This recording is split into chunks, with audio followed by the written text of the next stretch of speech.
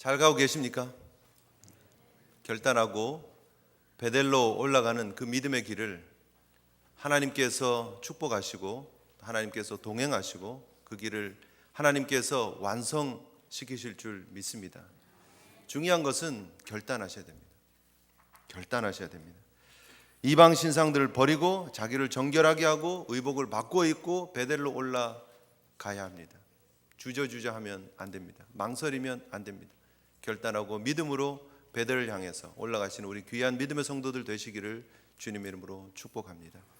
이전까지의 야곱의 삶은 하나님이 주시고자 하는 그 복과는 거리가 먼 삶이었습니다.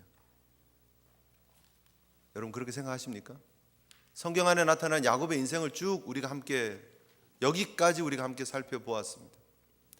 하나님이 원하시는 야곱의 인생이 있고 하나님이 주시고자 하는 야곱에게 주시고자 하는 복이 따로 있는데 야곱은 계속해서 하나님의 뜻과는 동떨어진 하나님이 원하시는 그 삶과는 좀 거리가 먼 잘못된 삶을 계속해서 살아갑니다. 반복해서. 무엇 때문입니까? 하나님이 주려고 하는 그 복의 진짜 의미를 모르기 때문입니다. 하나님의 마음을 몰랐어요. 야곱은 늘 하나님의 음성을 들었습니다. 하나님을 만나기도 했었습니다. 베델에서. 그런데 하나님이 원하시는 인생이 어떤 그림인지를 몰랐어요. 그래서 자꾸 딴짓을 하는 거예요. 하나님이 야곱을 부르신 그 첫 순간부터 하나님이 원하시는 하나님이 정말 주려고 하는 진짜 복이 있었거든요. 야곱이 어머니의 복중에 있을 때부터 하나님의 그림은 완성되어져 있었어요. 이미. 그런데 야곱은 계속해서 자신이 생각하는 복으로 그림을 새롭게 덧칠해서 하나님의 작품을 자꾸 망가뜨리는 거예요. 장자가 되겠다는 그 복은 영적인 장자로 하나님이 삼으시고 그 라인을 통해서 하나님의 구속의 역사를 이루어 가겠다는 뜻인데 야곱의 마음에는 장자가 받는 축복에만 관심이 가 있어요. 장자가 더블로 받는 물질의 복, 장자가 누리는 그 장자의 특권에만 관심이 가 있었어요. 어떻게든지 형을 속여서라도 아버지를 속여서라도 그 장자의 명분을 찾아오고 부자가 되고 잘 되고 장자가 되고에 관심이 있었어요. 결국은 고난의 길이 시작이 됩니다. 형의 칼날을 피해서 도망갈 수밖에 없었고 그곳 먼 바다나람이라고 하는 삼촌이 살고 있는 그곳에 가서 그곳에서 또 재기하려고 합니다. 재기했죠. 성공했죠. 그 가운데 하나님이 함께 하셨지만 야곱은 여전히 이 땅에 머물러 있는 그런 축복관을 가지고 살아갑니다. 그래서 거기에서 부인이랑 결혼하고 자녀 많이 낳고 그리고 삼촌의 재산 중에서 이제 자기 재산으로 이렇게 막 등기 이전 시켜가지고 자기 걸로 막 챙기는 그런 복을 누리면서 이 정도면 하나님이 나를 복 주시겠다고 하신 그 복이 이루어졌나라고 생각을 합니다. 하나님 그것이 아니라고 얘기를 하시고 그곳을 떠나라고 얘기를 하십니다. 고향 아버지 집으로 돌아가라고 얘기를 하십니다. 그런데 그냥 삼촌에게 다 주고 오면 될 것 같은데 아니 적당하게 챙겨서 나오면 될 것 같은데 하나도 안 놓치고 가지고 오려고 아둥바둥 그냥 그거 작전을 해가지고 야반도주 하듯이 그냥 3일 주랭랑을 쳐서 나옵니다. 물론 하나님이 개입하셔서 그 야곱을 지켜주시고 야곱의 재산까지도 지켜주셨습니다만 그러나 여전히 야곱의 마음은 하나님이 주시려고 하는 그 복에 관심이 없다라는 거예요. 약속의 땅 가나안으로 왔습니다만 그러나 그는 여전히 세겜에 머물고 있습니다. 여전히 눈에 보이는 그 세겜성이 좋아 보이고 내가 이 세겜성에서 성공하고 내가 저 사람들보다 더 부자가 되어야지 하는 그 마음밖에는 없었던 것 같아요. 그래서 베델이 아니라 세겜에 머무는 10년의 시간을 보내게 됩니다. 그런데 하나님이 그 야곱이 그곳에서 고난을 당할 때 하나님 그냥 내버려 두시죠. 그래서 디나가 성폭행을 당하는 그런 상황, 그리고 아들들이 그 세겜성에 들어가서 그 성을 쑥대밭으로 만들어버리고 정말 모든 사람을 잔인하게 살육하는 그런 현장에 하나님은 그대로 내버려 두십니다. 그리고 노력하고 욕심내고 짐승들과 여인들을 잡아오는 그런 모습들 하나님은 그대로 내버려 두십니다. 그런데 여러분 그런 야곱에게 하나님은 다시 하나님의 꿈을 하나님의 계획을 다시 보여주시기를 원하세요.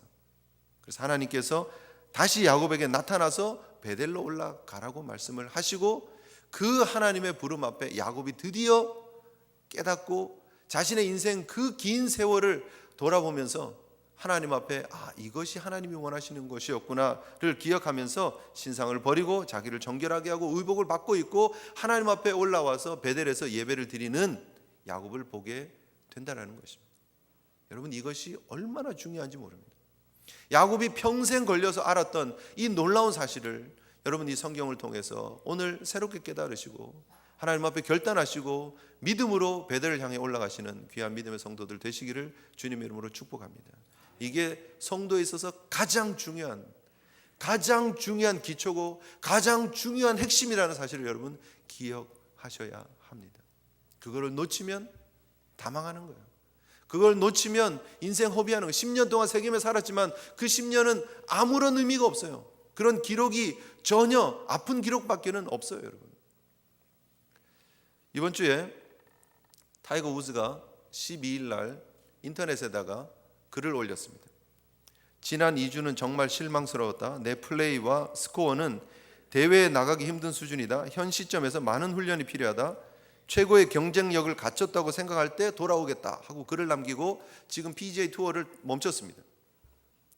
저는 뭐 골프를 친 적도 없고 골프를 잘 모릅니다. 그냥 타이거 우즈는 아니까 뉴스에 이거 무슨 내용이지 하고 이렇게 봤더니 타이거 우즈가 2013년에 5승을 했더라고요. 그래서 5승을 하면서 다시 복귀 멋있게 돌아온 것 같았는데 2014년 그리고 2015년이 들어와서 계속 슬럼프예요. 파머스 인슈런스 오픈이라고 하는 거에서부터 작년 2014년 파머스 오픈이 아마 요때쯤 하나 봐요. 지금 파머스 오픈 하다가 허리를 다쳤다고 해서 지금 경기를 멈추고 끝난 것까지 한 1년 기간 동안 작년에 파머스 인슈런스 오픈에서 3라운드 컷오프 됐고요. 혼다 클래식 기권했고요. 캐딜락 챔피언십 공동 25위 했고요. 브리티시 오픈 69위, 브리지스톤 인비테이션 기권, PGA 챔피언십 컷오프, 피닉스 오픈 2015년에 피닉스 오픈 컷오프, 그리고 파머스 인슈런스 오픈 기권. 화려하지 않습니까? 그죠? 계속 컷오프되고 기권하고 컷오프되고 기권하고 성적도 별로 안 좋고 지금 한 100위 정도로 60몇 위에서 곧 100위 정도 될 거다 뭐 그렇게 얘기하더라고요 보니까. 그런 기사들이 이렇게 계속 뜨면서 사람들이 원인이 뭘까 하고 이렇게 얘기를 합니다. 많은 사람들이 뭐를 꽂을까요? 사생활, 스캔들이 터지고 나고 이혼하고 뭐 그러면서 그런 문제들이 이렇게 반복적으로 되어서 경기에 집중하기 어려웠을 것이다. 그를 원인으로 꼽기도 하더라고요. 또 다른 좀 전문가적인 입장에서 보는 사람들은 코치가 최근에 너무 많이 바뀌었대요. 최근에 스윙 코치를 막 바꾸고 뭐 젊은 코치 이번에 새로 들어와서 하는데 코치들이 바뀔 때마다 자세를 바꿔주잖아요. 폼을 바꿔주는데 그 자꾸 바꾸다 보니까 완전 폼이 무너져가지고 지금은 자꾸 뒷땅 치고 뭐 뒷땅이 뭔지 잘 모르겠는데요. 하여튼 뒷땅 치고 뭐 그런데요. 그래서 자세가 완전히 지금 무너져 있다 뭐 그렇게 얘기를 합니다. 그래서 코치를 많이 바꾼 거가 원인이 될 수도 있고 또 사생활의 문제가 될 수도 있는데 대책은 그런 상황의 원인 분석은 그렇게 하고 그러면 대책은 뭐냐? 대책은 뭘까요, 여러분? 다시 초심으로 돌아가서 모든 걸 다시 스윙부터 다시 준비해야 된다. 뭐 그런 얘기예요. 입승가 뭐 그런 게 있대요. 그래서 뭐 공포감이 이렇게 몰려와서 뭐 공을 하나 칠 때마다 두려워하는 그런 것까지 지금 온 것 같다. 뭐 그런 얘기를 하는데 어쨌든 그런 슬럼프를 이겨내기 위해서는 스윙부터 기초부터 다시 해야 된다가 결론이더라고요. 모든 사람들이 뭐 코치들이 얘기하고 뭐 여기저기 결론이 결국은 다시 스윙부터 다시 잡아서 처음부터 다시 시작해야 된다. 기초부터. 신앙의 길도 여러분 마찬가지입니다. 우리의 신앙의 기초를 다시 닦는 게 필요합니다. 야곱의 인생 긴 인생이었고 바쁜 인생이었고 분주한 인생이었지만 결국은 하나님이 원하시는 것은 무엇이냐면 하나님이 원하시는 삶을 살아가기를 원하신다는 거예요. 그래서 야곱을 다시 그곳으로 부르세요. 그것이 하나님의 의도예요. 이스라엘 백성들을 향한 하나님의 의도도 마찬가지고 오늘날 현대 성도들을 향한 하나님의 의도도 마찬가지고 하나님이 원하시는 것은 하나님이 원하시는 자리로 우리를 부르시기를 원하신다는 거예요. 세상에서 분주하게 바쁘지 말고 세상에서 내 욕심 챙기려고 하지 말고 하나님이 원하시는 하나님을 만나는 자리, 하나님의 은혜가 있는 자리, 베델로 하나님은 부르시기를 원하신다는 사실을 여러분 기억하시기를 바랍니다. 결단하시고 그 하나님이 원하시는 자리에 내가 와 있는지 여러분 믿음의 눈을 열고 영적인 눈을 열고 살펴보시는 귀한 아침 되시기를 주님 이름으로 축복합니다. 오늘 본문을 한번 보십시오. 9절 한번 보십시오. 9절 같이 한번 읽겠습니다. 시작. 야곱이 밧단 아람에서 돌아오매 하나님이 다시 야곱에게 나타나사 그에게 복을 주시고. 다시 한번 읽을까요? 9절 시작. 야곱이 밧단 아람에서 돌아오매 하나님이 다시 야곱에게 나타나사 그에게 복을 주시고. 뭐가 제일 먼저 나타납니까?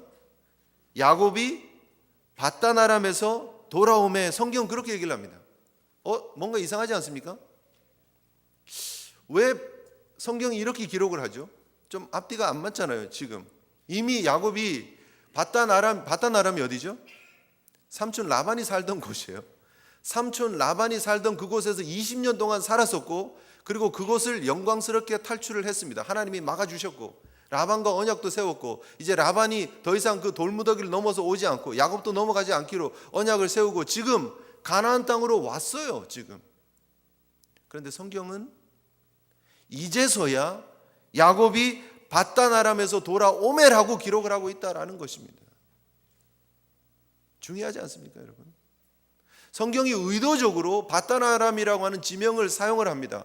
그리고 그 지명에서 지금 돌아오고 있는 야곱의 그림을 새롭게 그립니다. 이전의 그림은 다 필요 없는 그림이에요. 세겜에 있던 10년은 다 필요 없는 10년이에요.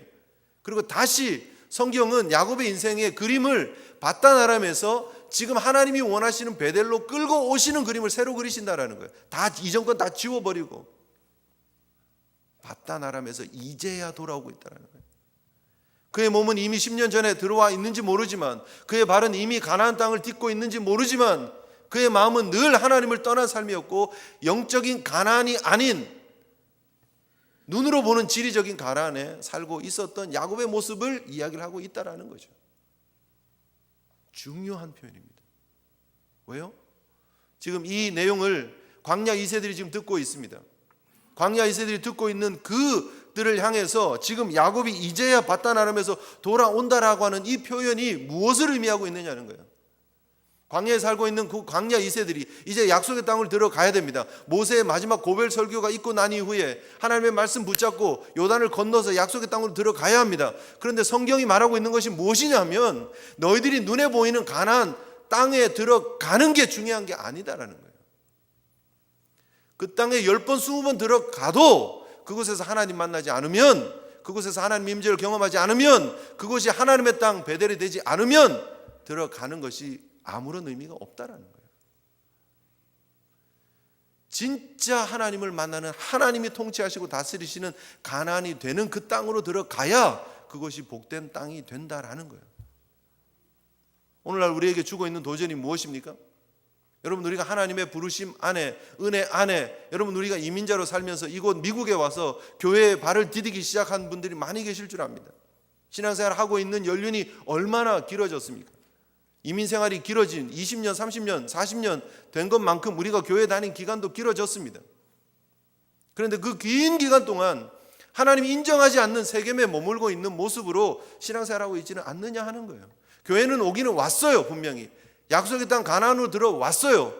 그런데 전혀 베델의 삶이 아니에요. 하나님 임재는 전혀 느끼지 못하고 경험하지 못하고 세상 세겜 자꾸 쳐다보고 세상 여인들의 모습들을 자꾸 쳐다보고 그곳에 마음을 두고 살아가고 있는 교회에 적을 둔 교인으로는 살지만 하나님의 은혜에 합한 성도로서의 모습의 삶이 나타나지 않는, 아직도 밧단 아람에 머무르고 있는 그런 성도 되지 못한 교인의 삶이 우리 가운데 있지는 않느냐 하는 것입니다.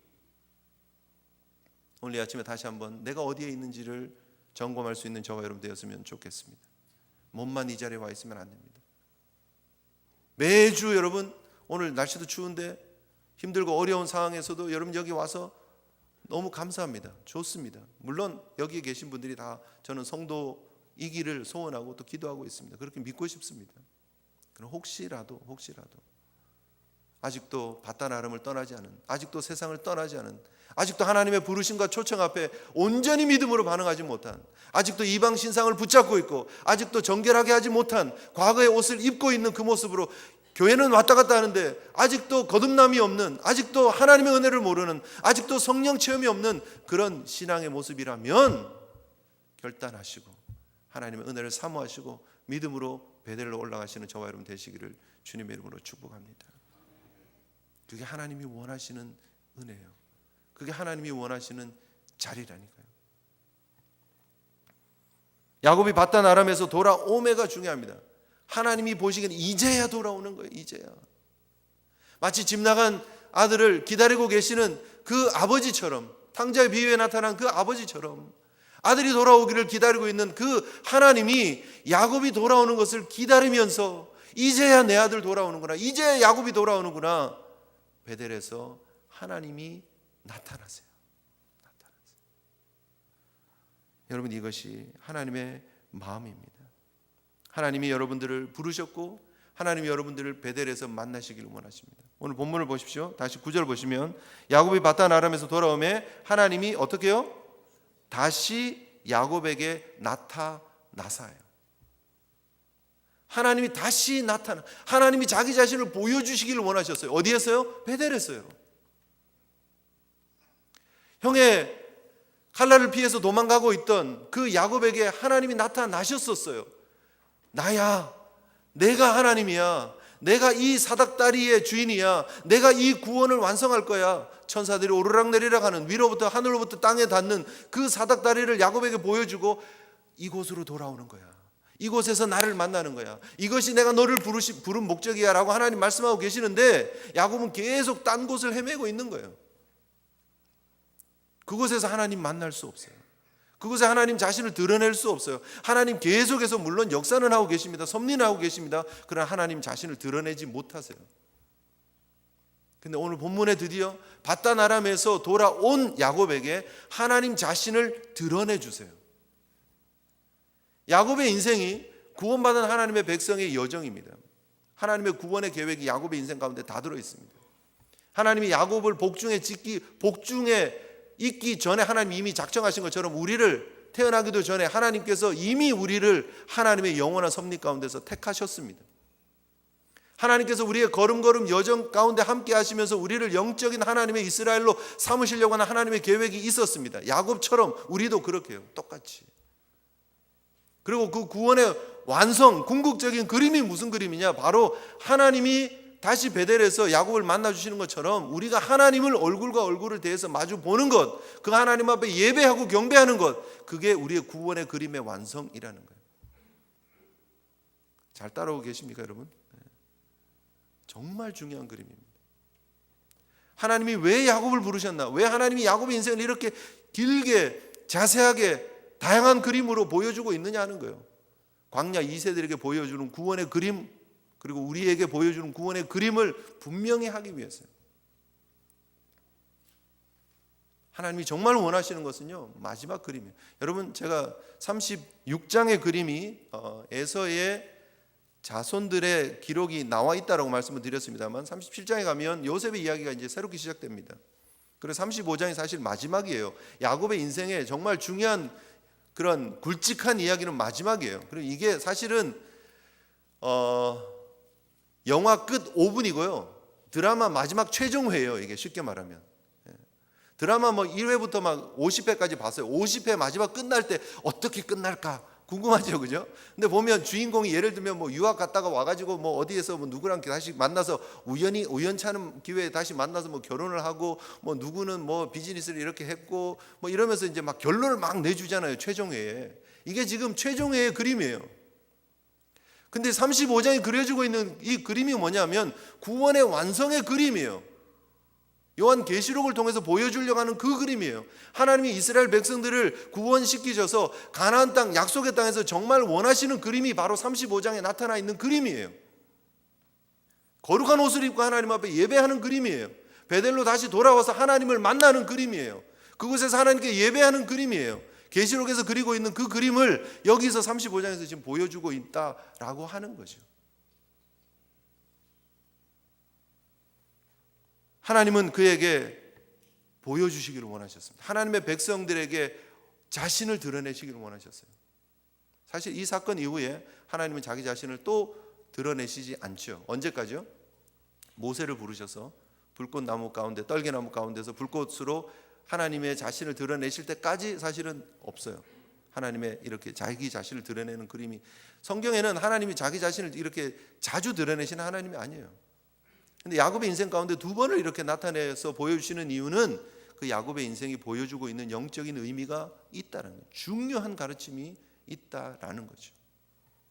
그래서 결국은 우리가 주님을 거울로 보는 것 같이 희미하지나 이제는 그렇지만 그때에는 얼굴과 얼굴을 대하여 볼 것이고, 내가 지금 부분적으로 알지만 그때에는 온전히 알리라 하는 그 고린도전서의 말씀처럼 우리가 주님 앞에 서서 주님을 대해 얼굴을 보는 날이 올 것이라는 거죠. 계시록 4장 10절에 24장로들이 보좌에 앉으신 이 앞에 엎드려 세세토록 사시는 이에게 경배하고 자기의 면류관을 보좌 앞에 던지며 가로되, 그죠? 그분께 예배하고 경배하는, 그분의 얼굴을 보면서 예배하는 그 마지막 그림. 계시록 5장 13절에 또 들으니 하늘 위에와 땅 위에와 땅 아래와 바다 위에와 또 가운데 모든 만물이 가로되 보좌에 앉으신 이와 어린 양에게 찬송과 존귀와 영광과 능력을 세세토록 돌릴지어다. 그게 우리가 그리는 그림이라는 거예요. 왜 우리의 더러운 옷을 벗기십니까? 왜 새 옷을 입으십니까? 왜 거룩한 옷을 입으십니까? 하나님께 예배하라고요. 하나님이 왜 우리를 구별하셔서 하나님의 자녀로 삼으셨습니까? 하나님께 거룩한 예배를 드리는 예배자로 삼기 위해서인 줄 믿으시기를 바랍니다. 그래서 여러분 삶에 이 예배의 시간이 소중한 거예요. 이 자리가 진짜 베델이 돼야 됩니다. 이곳이 세겜인데 베델로 색칠만 해놓은 곳이 되면 안 된다는 거예요. 그곳에서 하나님을 보셔야 됩니다. 하나님을 만나셔야 합니다. 성경이 뭘 얘기를 합니까? 그 하나님이 야곱에게 나타나셨고 그리고 그에게 복을 주셨다는 거예요. 여러분, 드디어 베델에서 야곱이 복을 받습니다. 그 복이 뭔가요? 오늘 35장에 나타나는 내용들을 보면 이게 무슨 복인가? 아니 마지막 최종회라면서요. 뭐 최종회 그림이 뭐 이래요 하는 그림들이 막 나와요. 뭐죠? 장례식 3번, 장자가 계모를 겁간하는 그런 장면 하나, 말도 안 되는 그림들이 막 그려지고 있습니다. 그렇지 않습니까? 분명히 하나님의 복을 누린다 이러면 야곱의 인생 마지막에 드디어 하나님께서 이전에 야곱이 누리지도 생각하지도 못했던 엄청난 종과 재산을 허락하셨더라. 그래서 가나안의 거부로 살았더라. 뭐 이런 그런 마지막 그림이 그려져야 되는데, 베델로 하나님 부르셨는데 베델로 올라오자마자 제일 먼저 한 게 뭐냐면요, 장례식 치르는 거예요. 장례식. 어떤 장례식입니까? 리브가의 유모 드보라가 죽었습니다. 리브가가 바단 아람에서 시집 올 때 같이 온 여인인 것 같아요, 그죠? 드보라가. 그런데 이 드보라가 지금 죽었어요. 이름까지 기록이 되는 아주 중요한 인물인 것 같아요, 드보라. 어디서 장사 지냈고 막 디테일하게 성경에서 이렇게 몸종의 이름을 기록을 하고 어디서 죽었고 뭐 신분에 대해서 이렇게 밝히는 여인이 원래는 없어요. 기록할 가치도 없는 사람이죠, 사실은. 그런데 이렇게 기록하고 있잖아요. 괜찮은 인물이었던 것 같아요. 그런데 그가 죽었어요. 그런데 이 드보라가 사실은 야곱의 인생에 있어서 정말 중요한 인물이죠.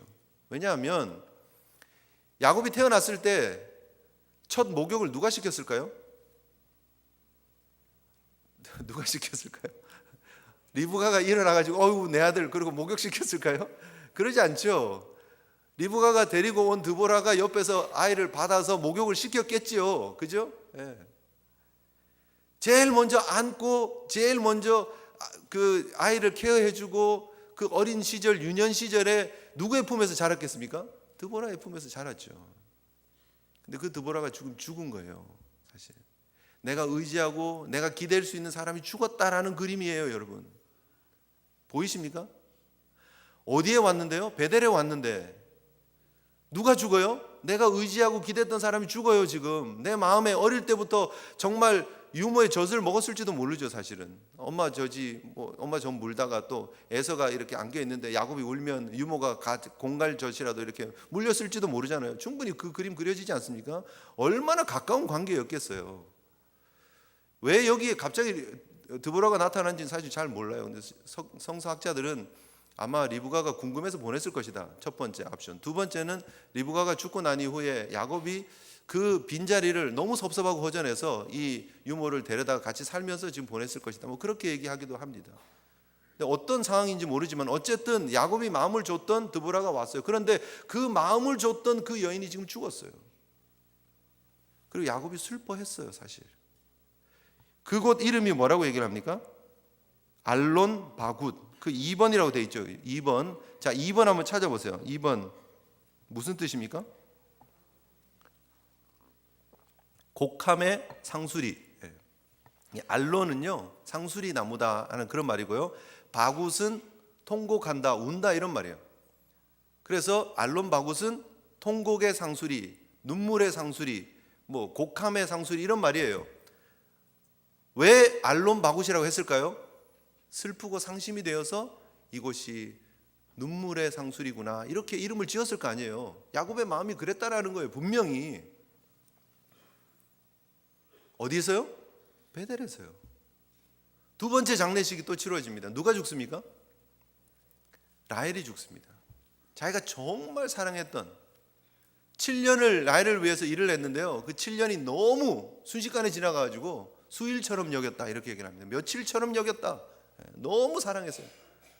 평생 정말 가슴 뛰는 불꽃 같은 사랑을 했던 여인이었습니다. 라헬.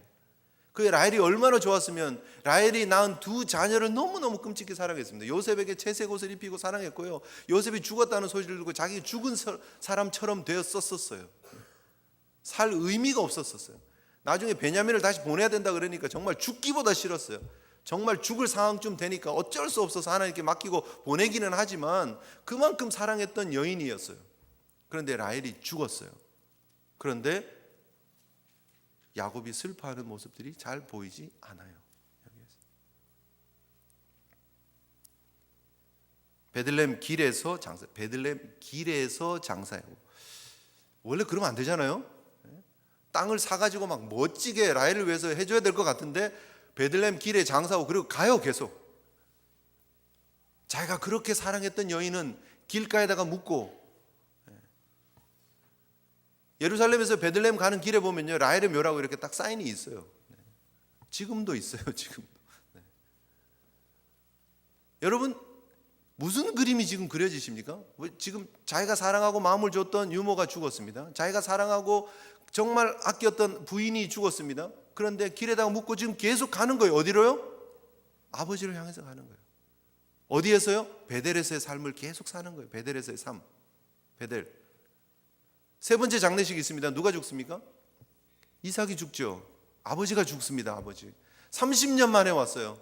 바단 아람에서 20년, 세겜에서 10년, 30년 만에 와가지고 이제 드디어 효도 좀 하려나 그랬는데 아버님이 돌아가셨어요. 지금 이삭이 돌아가셨어요. 장례식을 치릅니다.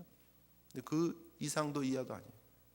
자기가 마음을 줬던 유모도 죽고 자기 아내도 죽고 자기 아버지도 죽고 다 인생에 의지했던 모든 사람들은 다 죽고 끝이 나는 것 같지만 성경이 보여주고 있는 그림은 뭐냐면 하나님의 역사는 계속된다. 하나님이 주시려고 하는 궁극적인 복은 이루어졌다를 그림을 그려주고 있는 거예요. 마지막 최종회에 어떤 그림이 그려집니까? 10절 한번 보십시오. 10절. 하나님이 주신 진짜 복이 이제 여기에 나오는 거예요. 첫 번째 무슨 복이죠? 내 이름을 야곱이라고 하지만 내 이름을 다시는 야곱이라 부르지 않겠고 이스라엘이 내 이름이 될 것이다. 너에게 새 이름을 준다라는 거예요. 새로운 신분에 걸맞는 새로운 이름을 주겠다라는 거예요. 이스라엘 백성들이 그전에는 노예였지만 이제는 하나님의 백성 이스라엘이 된다는 거예요. 한 나라를 이루고 멋지게 출애굽하고 가나안 땅에서 한 나라를 이룰 것이다는 그림을 새롭게 주신 것입니다. 과거에는 우리가 하나님과 원수였고 하나님 앞에 죄인이었지만 이제는 하나님의 자녀가 되고 크리스찬이 되고 새 이름을 부여받은 것하고 똑같은 축복을 하나님이 주신다라는 거예요. 두 번째 무슨 축복을 주십니까? 생육하고 번성하는 복을 주시겠다는 거예요. 하나님이 그에게 말씀하십니다. 11절에 나는 전능한 하나님이라 생육하여 하며 번성하라. 생육하며 번성하라. 세 번째는요, 왕들이 야곱에게서 나가는 복을 주시겠다는 거예요. 한 백성과 백성들의 총회가 내게서 나오고 왕들이 내 허리에서 나갈 것이다. 너의 생명의 근원에서부터 환도뼈로 맞은 그 허리에서부터 생명이 새롭게 나가는, 하나님이 손본 그 허리에서부터 생명의 역사가 있는데 하나님이 원하시는 하나님 나라의 통치가 새롭게 시작될 것이다. 하나님 나라의 왕국이 이루어질 것이라는 그림을 여기서 보여주고 있다는 거예요. 중요한 그림입니다. 최종회라고 말씀드렸습니다. 여러분 집중하셔야 됩니다. 여기. 그리고 땅을 주겠다는 거예요. 땅을.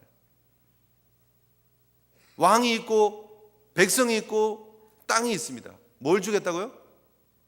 나라를 주겠다는 거예요. 하나님의 나라를 야곱에게 주시겠다고 약속하시는 거예요.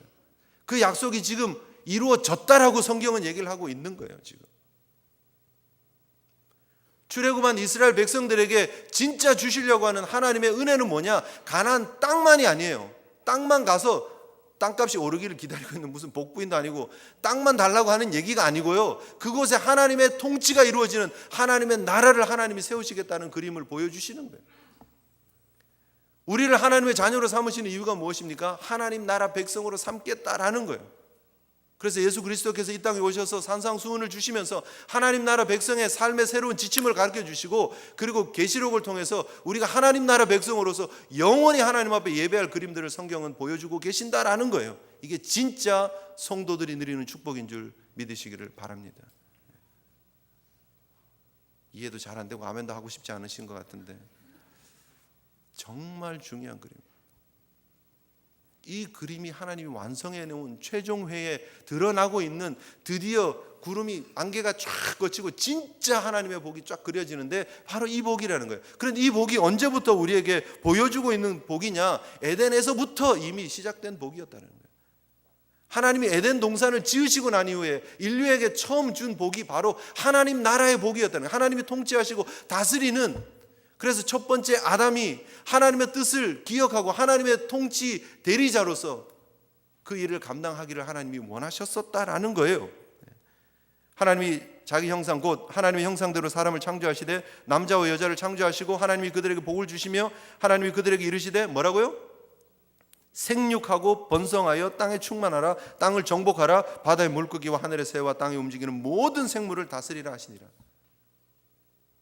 하나님이 생육하고 번성하라, 정복하고 다스리라, 통치가 이루어지는 하나님의 나라를 에덴에서 이미 보여주고 계신다라는 것이죠. 노아를 하나님께서 건져주셨습니다. 노아와 노아의 가족들.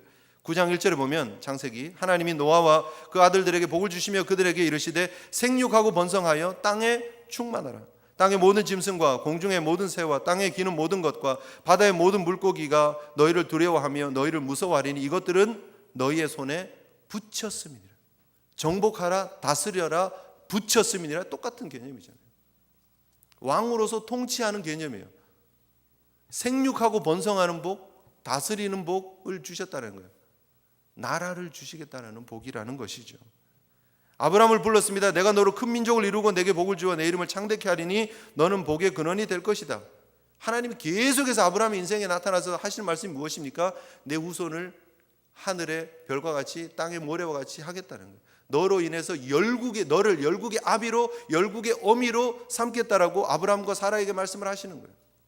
하나님의 나라가 거기에서부터 출발할 것이다. 이삭에게 주신 복도 마찬가지고요. 야곱에게 주신 복도 마찬가지입니다.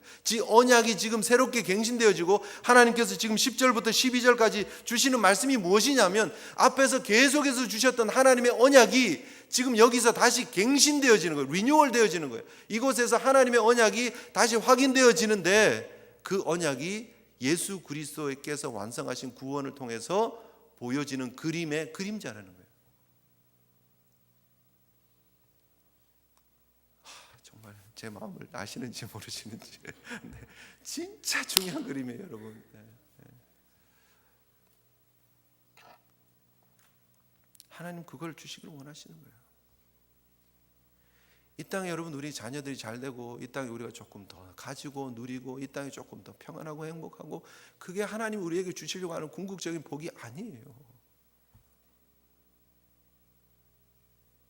물론 하나님이 그거를 허락해 주시죠. 필요하면. 근데 그거에 매여서 살지 마시라는 거예요. 진짜가 따로 있는데 자꾸 가짜 보면서 살면 안 되잖아요. 진짜는 하나님 나라예요. 우리가 이 땅에 살지만 이게 우리가 사는 나라가 아니에요. 여기서 하나님의 영광을 위해서 하나님의 사역을 위해서 선교하라고 하나님의 영광을 드러내라고 그 하나님을 선전하라고 우리에게 사명이 주신 그 기간 동안 우리가 이 땅에 살고 있는 뿐이지 그게 나그네의 삶이라고 하잖아요. 우리가 정말 머물러야 될 곳이 어디냐? 하나님의 나라라는 거예요. 하나님이 완성해내온 나라라는 거예요. 그 나라로 하나님 우리를 부르신다라니까요. 야곱을 베델로 부르신 것처럼 우리를 하나님의 나라로 부르시고 하나님 백성 삼으신다니까요. 누가요? 하나님이요. 하나님. 얼마나 부족한 인생이었습니까? 야곱같이 하나님의 의를 드러내긴 전혀 부족한 인생을 하나님이 부르셔서 베델에서 자기 자신을 보여주세요. 어떻게 보여줍니까? 야곱이 거룩하다고 여겨주셔서 만나주시는 거예요. 보이십니까 여러분? 하나님은 죄인하고 같이 설 수 없어요. 죄인 앞에 하나님을 드러내시지 않으세요. 그런데 하나님 그 야곱 죄인을 의롭다고 여겨주시고 만나주시는 거예요. 우리가 하나님 앞에 예배자로 섭니다. 어떻게 설 수 있습니까? 죄인인 우리가 어떻게 하나님 앞에 예배자로 설 수 있습니까? 하나님 우리를 의롭다고 여겨주시는 거예요.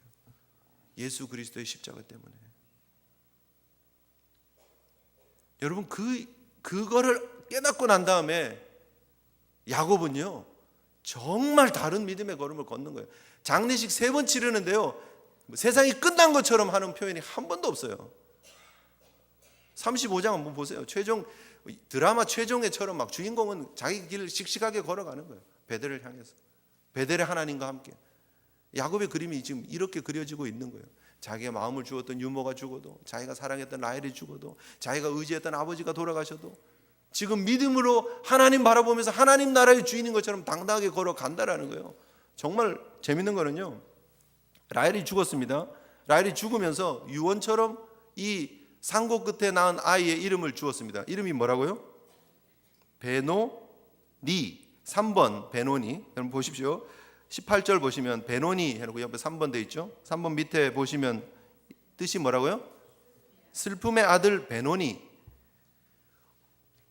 그 드디어 기다리던 둘째 아들이 태어났는데 라헬은 죽을 수밖에 없어요. 기력이 다해요. 아이고 내가 너를 태어났는데 너 지금 엄마 없이 어떻게 살아갈 거니? 슬픈 마음으로 베노니라고 이름을 지었겠죠. 그럼 야곱이 이 아들의 이름을 베논이라고 하는 게 정상 아닙니까? 슬픔의 아들 이렇게 얘기해야 되는 거 아니에요? 그런데 뭐라고 얘기를 합니까? 베냐민. 무슨 뜻이라고요? 오른손의 아들, 능력의 아들, 축복의 아들이라고 얘기를 합니다. 부인이 죽었어요. 베논이라고 이름을 줬어요. 그런데 그 이름 아니라는 거예요. 베냐민이라는 거예요. 왜요? 하나님의 진짜 복을 본 야곱의 영적인 눈이 이미 열렸기 때문이죠. 믿음의 고백이 바뀌어진 거죠. 당신은 여기서 죽을지 모르지만 하나님이 나에게 허락하시려고 하는 진짜 하나님 나라의 복은 여기서 완성되어졌습니다. 12아들이 완성되어졌습니다를 보여주고 있는 거예요. 이 아들이 태어나면서 하나님의 계획이 하나님의 그림이 완성되어졌다라는 거예요. 그래서 하나님이 지금 그 아들을 낳았다는 기록을 뒤에서 지금 보여주고 있잖아요. 야곱의 아들이 이러했다라고 기록을 보여주잖아요. 왜요? 12이 완성되어졌기 때문이에요. 하나님 나라가 완성되어졌기 때문에 하나님이 그리려고 하는 그 그림이 완성되어졌다는 거예요. 라헬은 죽었지만 하나님의 그림은 완성됩니다. 하나님의 역사와 통치는 계속 이어지고 있다는 거예요. 영원한 하나님의 나라의 그림이 그려지고 있습니다. 오늘 저와 여러분들에게 이 말씀이 무엇을 도전하고 있습니까? 이 하나님이 완성하시려고 하는 그 그림의 진짜 그림을 우리는 이미 성경을 통해서 다 보았습니다. 이것이 하나님의 진짜 선물이라는 축복이라는 사실을 여러분 안다라면 하나님이 야곱을 베들로 부르셨던 것처럼 여러분 십자가로 나아가시는 저와 여러분 되시기를 소원합니다. 그 십자가에서 하나님이 우리를 만나 주시기를 원하시는 거예요. 그 십자가에서 하나님이 우리에게 하나님 자신을 보여주시기를 원하시는 거예요. 그 십자가에서 우리의 알량한 죄인이었던 그 모습에 하나님의 의를 덧입혀 주시기를 원하시는 거예요. 그리고 하나님의 나라의 상속자로 이 땅의 삶을 살게 하시려고 하는 하나님의 뜻이 있다는 사실을 여러분 기억하시기를 바랍니다. 행복한 믿음의 길은 여기에 있는 것입니다. 이 땅에 속한 자가 아니라 하나님께 속한 자인 줄 아시고 하나님 나라 바라보시고 십자가로 가까이 나가시는 믿음의 귀한 성도들 되시기를 주님의 이름으로 축복합니다. 우리 함께 하나님 앞에 기도했으면 좋겠습니다.